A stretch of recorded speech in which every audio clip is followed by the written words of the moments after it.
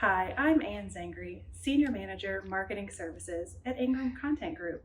We're thrilled to present upcoming titles from independent publishers distributed by Publishers Group West, Two Rivers Distribution, and Ingram Publisher Services. Hi, I'm Jennifer Pacheco from Wellbeck Publishing Group, distributed by Two Rivers. I'm here today to talk to you about The Cleaner by Mark Dawson, the first in a new series about John Milton, publishing May 4th, 2021. John Milton is an MI6 operative, and you never heard of him. That's because he's great at his job. That's why it's incredibly disappointing for his boss to hear of his latest botched job on national radio while he's driving to work. John is immediately recalled to London, and he knows that his time is up and his number has been called. Instead of facing certain death with his organization, he decides to hide in plain sight, moving to gritty East London. While he's there, he can't just fade into the background, and he ends up getting sucked into the gangland violence that's on his doorstep. To find out what else happens, you'll have to continue reading, but this is perfect for fans of Jack Reacher. We'll be publishing in hardcover with a jacket, priced at $24.95, and the second title in the John Milton series, Saint Death, will be coming in fall 2021. Hi, I'm Doug Seibold from Agate, distributed by Publishers Group West, and I'm here to tell you about This Life, a debut novel we're publishing in June 2021. This book is by Quantos Conquest, who's been imprisoned at the Angola State Penitentiary in Louisiana, the setting of this book, since 1996 when he was only 20 years old. This kind of novel comes along too rarely, a truly necessary, unexpected new voice, deeply inflected with the hip-hop culture that suffuses the lives of its inmate characters. The story reveals the daily life of these prisoners in all its raw, squalid, quotidian detail. This is the first of its two great strengths. Readers will find that the lives captured here, as in all great fiction, are not so different from their own. The second is the incredible freshness and vitality of this author's narrative voice. Too often, American publishing doesn't do a great job of finding voices and writers like Quantos Conquest. This is a terrific book and an important book, and we really believe readers will embrace it. Thanks so much. Hi everyone, my name is Yana. I'm the marketing director at Milkweed Editions, and I'm excited to be with you today, even virtually. This spring, we're publishing a debut novel from writer Diane Wilson called The Seed Keeper. This is one of the most moving books I've read in a really long time. You might know Wilson's memoir, Spirit Car, Journey to a Dakota Past. The Seed Keeper is a multi-generational story tracing back to the 1862 Dakota War and centering around our protagonist, Rosalie Ironwing, who is fighting to reclaim her indigenous heritage in contemporary Minnesota. After losing her father and her husband, Rosalie moves back into the cabin where she grew up close to the land, learning how to collect food and listen to plants. As Rosalie reflects on what she's lost, we meet Gabby, a high school friend who becomes a lawyer fighting for water quality rights, and George and Judith, neighboring farmers who refuse to farm with the Monsanto-like company's chemical seeds. Wilson interweaves these multiple narratives with an elegance that leads to a really satisfying finish. I've been telling everyone I know about this book. Robin Wall Kimmerer read the manuscript and loved it, saying the novel invokes the strength that women, land, and plants have shared with one another through the generations.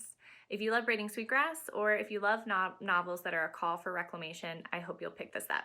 Thank you.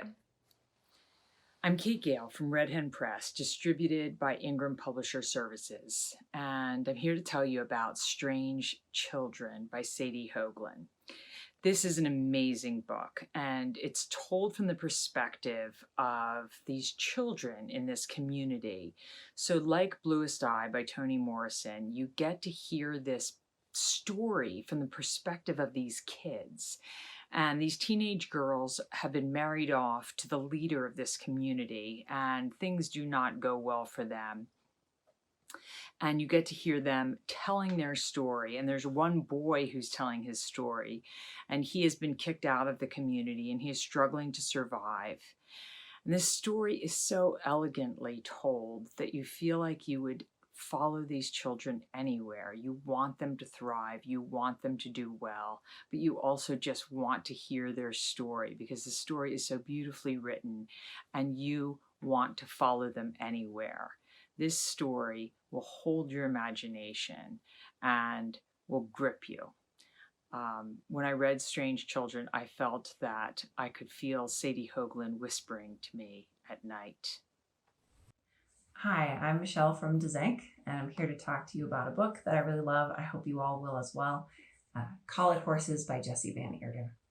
Call It Horses won our prize for fiction last year, and it's a new take on the classic American road trip novel.